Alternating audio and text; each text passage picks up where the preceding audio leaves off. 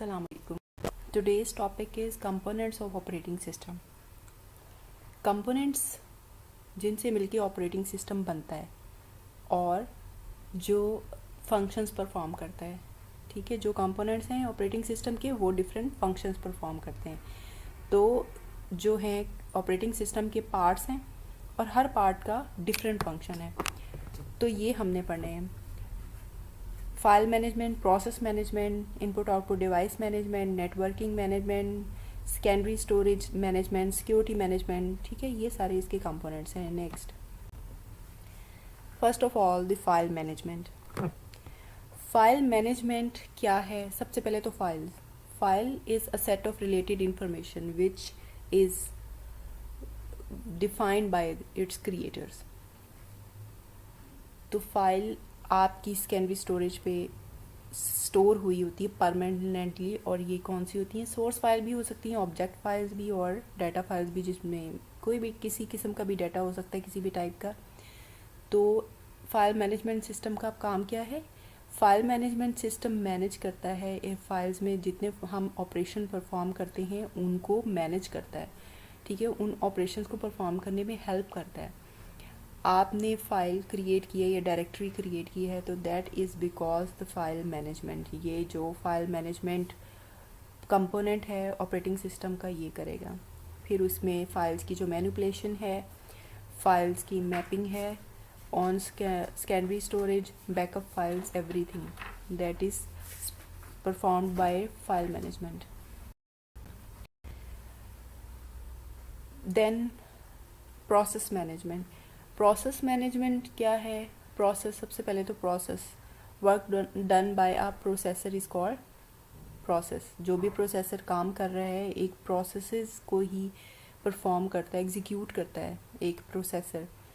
तो multi programming system में बहुत सारे प्रोसेसेस जो हैं वो एट ए टाइम एग्जीक्यूट हो रहे होते हैं, जो कि बहुत सारी देखें एप्लीकेशंस हम यूज़ कर रहे होते हैं और वो एप्लीकेशंस से प्रोसेसेस जो हैं वो क्रिएट हो रहे होते हैं। फॉर एग्ज़ाम्पल हम गूगल को कर लेते हैं ओपन, हम तो उसके प्रोसेसेस भी क्रिएट हो गए। तो वो किसने करवाना है? प्रोसेस मैनेजमेंट सिस्टम ने। और इसके साथ ऑपरेटिंग सिस्टम के भी अपने भी बहुत सारे प्रोसेसेस चल रहे होते हैं। तो ये सारे प्रोसेस की क्रिएशन, डिलीशन, प्रोसेस को उसकी जितनी भी स्टेट्स हैं ये सब काम जो है टर्मिनेट करवाना, everything that is done by process management. तो इसके बाद प्रोसेस की जो ड्यूरिंग एग्जीक्यूशन उनको रिसोर्सेज की ज़रूरत होती है तो वो भी एलोकेट एंड डी एलोकेट। तो वो मेमोरी उसकी जो मतलब मेमोरी उसको प्रोसेस को दिलवाना, ये फंक्शंस इसके क्या है? प्रोसेस को क्रिएशन, डिलीशन, आप सस्पेंशन करना है या रिजम्पशन करना है। फिर सिंक्रोनाइजेशन उन प्रोसेसेस के दरमियान। सिंक्रोनाइजेशन मतलब वो प्रोसेसेस जब एग्जीक्यूट हो रहे होते हैं तो वो एक दूसरे से कम्युनिकेट कर रहे होते हैं और वो डिपेंड कर रहे होते हैं, डाटा जो है वो एक दूसरे को सेंड एंड रिसीव कर रहे होते हैं। तो उनके दरम्यान में सिंक्रोनाइजेशन होनी चाहिए प्रोसेस की एग्जीक्यूशन में। फिर वो कम्युनिकेट कर रहे होते हैं। ठीक है, ये तो process. Input output device management. जो डिवाइसेस हैं इनपुट आउटपुट कंप्यूटर की, तो ऑपरेटिंग सिस्टम जो है ये उनको, उन डिवाइसेस को यूज़र को अलॉट करना, वो यूज़र उसको यूज़ कर रहा है उसको प्रोवाइड करना। ठीक है, उसके डिवाइस ड्राइवर्स जो हैं वो प्रोवाइड करता है, और buffer caching system for storing data. तो ये सारी जो इनपुट आउटपुट डिवाइसेस का काम है। Network management. नेटवर्क मैनेजमेंट देखें, नेटवर्किंग जहाँ पे हुई होती है, कंप्यूटर्स जहाँ पे नेटवर्किंग हुई होती है वहाँ पे ये नेटवर्किंग मैनेजमेंट जो है ये ऑपरेटिंग सिस्टम परफॉर्म करता है। तो आप नेटवर्किंग में बहुत सारे कंप्यूटर्स जो हैं they are connected together and they perform on similar task. तो वो क्यों कनेक्टेड होते हैं? टू शेयर रिसोर्सेज को शेयर करते हैं, डाटा, इस तरह फाइल्स, कोई भी हो सकता है, प्रिंटर, स्कैनर। तो नेटवर्क मैनेजमेंट ने क्या काम करना होता है कि उसकी परफॉर्मेंस मैनेजमेंट करनी होती है नेटवर्किंग की।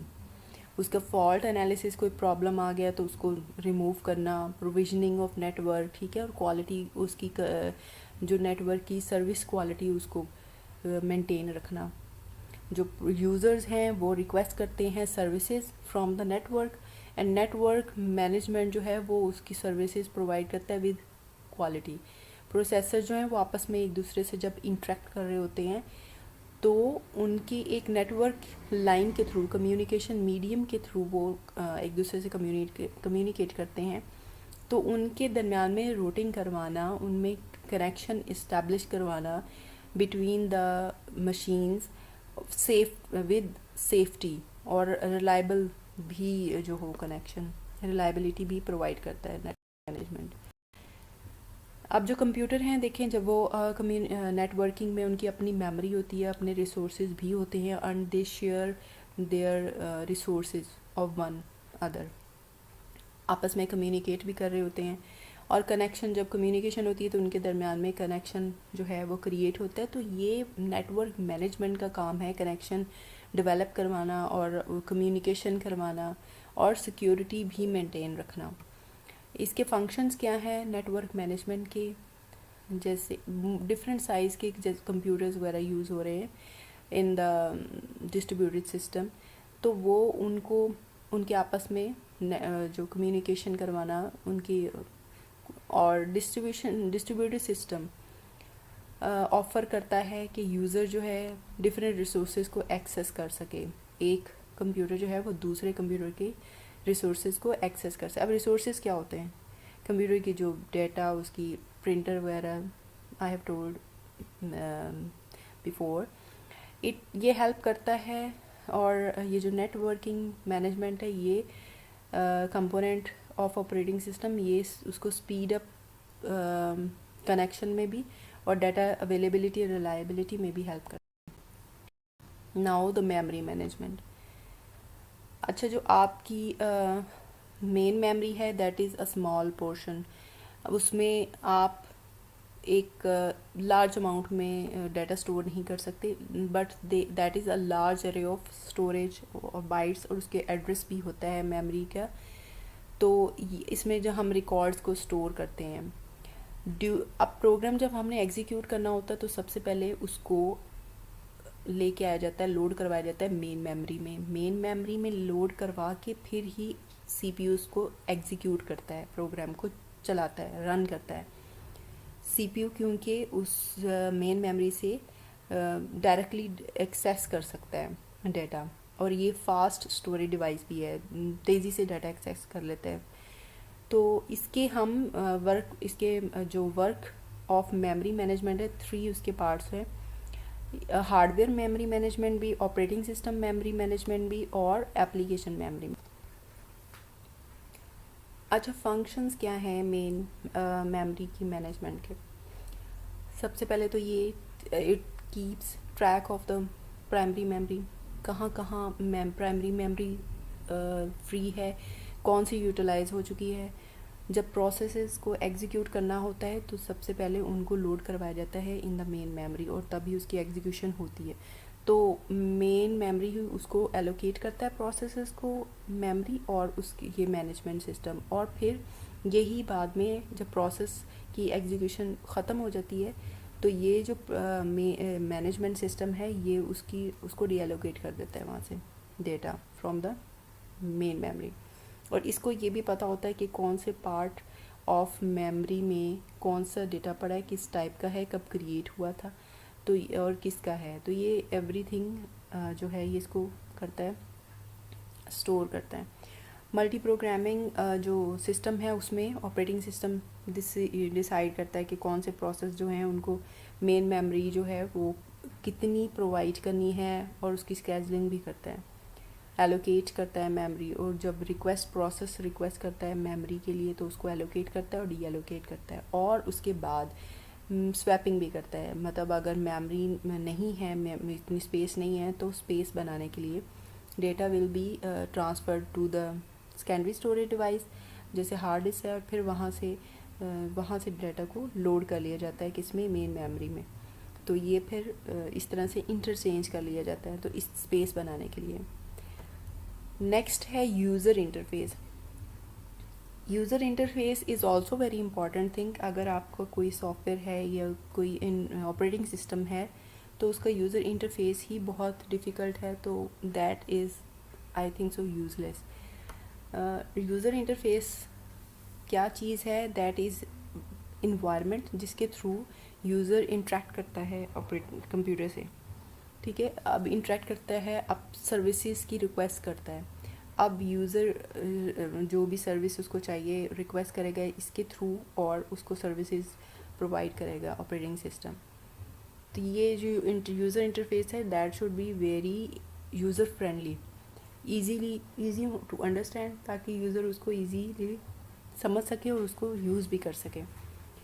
तो यूज़र किस तरह की सर्विसेज, जैसे वो उसे कोई प्रिंट करवाना है या फिर उसे डिस्प्ले करवानी है, कोई आउटपुट इनपुट लेनी है, तो उसके लिए वो रिक्वेस्ट करता है और उसको फिर वो सर्विसेज प्रोवाइड कर देता है ऑपरेटिंग सिस्टम। इसके थ्रू, यूज़र इंटरफेस के थ्रू। तो web applications and mobile companies are focusing more on user interface. Interface जो है अट्रैक्टिव भी हो, यूज़र फ्रेंडली भी हो और डिफरेंट भी हो बाकी जो है ऑपरेटिंग सिस्टम से, तो ताकि उनका पता चले कि ये कौन सी टाइप का ऑपरेटिंग सिस्टम है।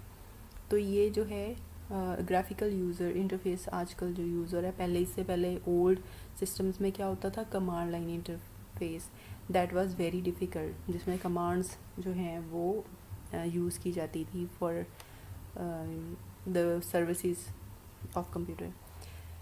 नेक्स्ट है स्टोरेज मैनेजमेंट। सेकेंडरी स्टोरेज क्या है? जो आपकी मेन मेमोरी है that is very small, fast तो बहुत है, उसमें डेटा स्टोर कर सकते हैं लेकिन टेम्परेरीली। उसमें प्रोसेसर एग्जीक्यूशन के जो प्रोसेस को एग्जीक्यूट कर रहा होता है उसके से रिलेटेड डाटा वो लोड करवाया जाता है मेन मेमोरी में, बाद में फिर रीएलोकेट कर दिया जाता है। तो ये वो स्मॉल एरिया है मेन मेमोरी, तो ज़्यादा अमाउंट में डाटा परमानेंटली स्टोर करने के लिए आपकी सेकेंडरी स्टोरेज डिवाइसेस हैं। तो ये जो मैनेजमेंट सिस्टम है ये उसको मैनेज करता है कि किस तरह से उसका बैकअप लेना है मेन मेमोरी का, और इसमें इसकी एग्जांपल्स क्या हैं, जैसे हार्ड डिस्क है, यूएसबी फ्लैश है और फ्लैश ड्राइव है, सीडी डीवीडी ड्राइव्स। तो आपके जो प्रोग्राम्स और आपका डेटा जो हम यूज़र खुद सेव करते हैं, तो वो कहाँ पे सेव होता है, हार्ड डिस्क में, सेकेंडरी स्टोरेज डिवाइस में। और बेसिकली जो रैम में डेटा स्टोर होता है वो डेटा है जो कंप्यूटर अपनी एग्जीक्यूशन के दौरान जो प्रोसेस को एग्जीक्यूट कराते हुए उसमें डेटा टेम्परेरी लोड करवाता है। तो ये जो है प्रोग्राम जैसे हमने कोई किए हुए अपने कंप्यूटर में असम्बलर है या कंपाइलर वगैरह, टर्बो सी है, तो ये उसमें हार्ड डिस्क में पहले स्टोर होते हैं, सेकेंडरी स्टोरेज डिवाइस में स्टोर होते हैं सेव, और वहाँ से फिर जब यूज़ हमने करने होते हैं तो वहाँ पे मेन मेमोरी में लोड हो जाते हैं, वहाँ से प्रोसेसर जो है उसको फिर एग्जीक्यूट करता है। तो इसके जो फंक्शंस हैं वो क्या है, वो भी उसी तरह से मेन मेमोरी की तरह की स्टोरेज को एलोकेट करना और फिर डी एलोकेट करना, उसको फ्री कर देना स्पेस को, और उसकी स्केजलिंग भी करना कि कौन सा कहाँ पे जो है स्टोर कराना है डेटा, तो उसकी स्केजलिंग भी करना। तो ये था हमारे पार्ट 2 ऑफ ऑपरेटिंग सिस्टम। तो ये ऑल द कंपोनेंट्स जो काम करते हैं, मिलके काम करते हैं और ऑपरेटिंग सिस्टम बनाते हैं। तो ये हमने डिटेल में पढ़े और आई होप कि आपको समझ आई होगी। अगर आपको समझ आई है और आप नेक्स्ट वीडियोस देखना चाहते हैं तो प्लीज़ मेरे चैनल को सब्सक्राइब करें और मेरी वीडियोस देखते रहें और लाइक करें, कमेंट करें। नेक्स्ट टाइम तक के लिए अल्लाह हाफिज़।